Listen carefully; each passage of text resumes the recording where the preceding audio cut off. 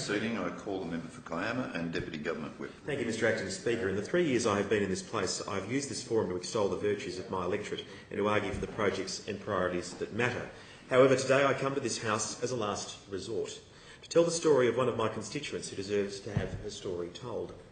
JANELLE TRIGG is a perfectly normal, hard-working woman whose experience with the health system is anything but ordinary.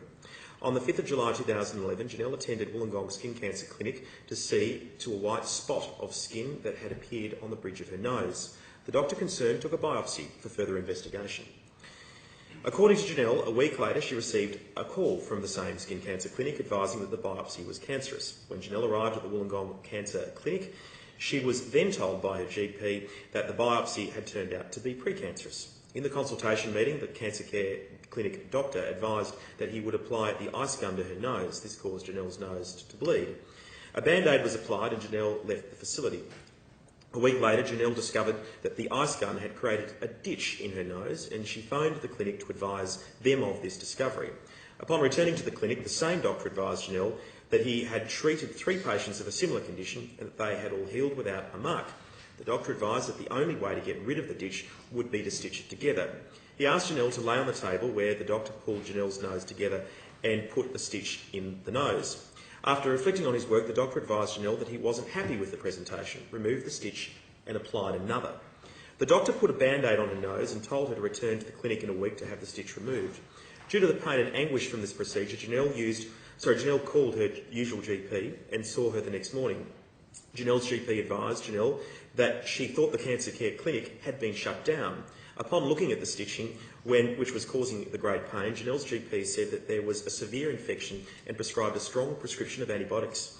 JANELLE returned to the cancer care clinic to speak with the doctor that had operated. The doctor took the stitches out and large holes were discovered as a result of the infection. Dr Jeremy Reader said if JANELLE wasn't happy, she should consider seeking plastic surgery. He referred her to Dr Krishna. JANELLE then sought an appointment with Dr Krishna, who advised JANELLE that because the holes in her nose were new, the operation would need to wait. The operation took place on the 5th of September 2012. As a result of this operation, JANELLE had 10 stitches in her nose. The result of the operation was to exacerbate the holes in the ditch in her nose. A community service worker, JANELLE has had to pay $7,000 trying to fix this mess. JANELLE was offered the opportunity to be placed again on the waiting list, but given previous outcomes, she is terrified to return to the cancer care clinic. In spite of writing to the Healthcare Complaints Commission and explaining the detail in this situation, the response from the Medical Council was that no action would be taken against either doctor.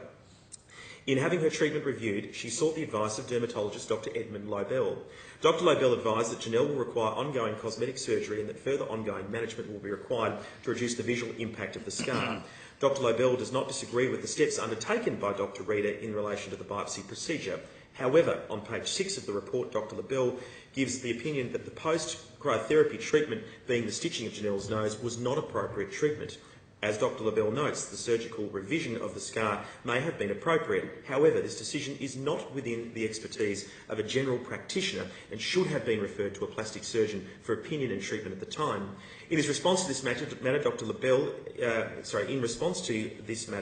Lobel makes it quite clear that the most common effect of cryotherapy is hypopigmentation or a pale area where the treatment is applied. Cryotherapy is followed by a blister, and provided the blister remains intact until it dries up into a scab, infection is uncommon. Infection becomes more common if a blister ruptures before drying into a scab. Whilst JANELLE has received legal advice that she may have a small claim in negligence, changes by the Carr Government to the Civil Liabilities Act mean that this claim would be a challenge. I raise this matter in Parliament today to give a voice to a person who needs it. JANELLE does not have the means to fund an expensive legal challenge, but what is clear from Dr Lobel's opinion is that a general practitioner may well be conducting surgery that they are not qualified to do. And I have to ask this question: why is the Healthcare Complaints Commission allowing this to continue? Why should someone be allowed to practice at a cancer clinic if they do not have the sufficient skills to undertake this practice? Mr. Acting Speaker.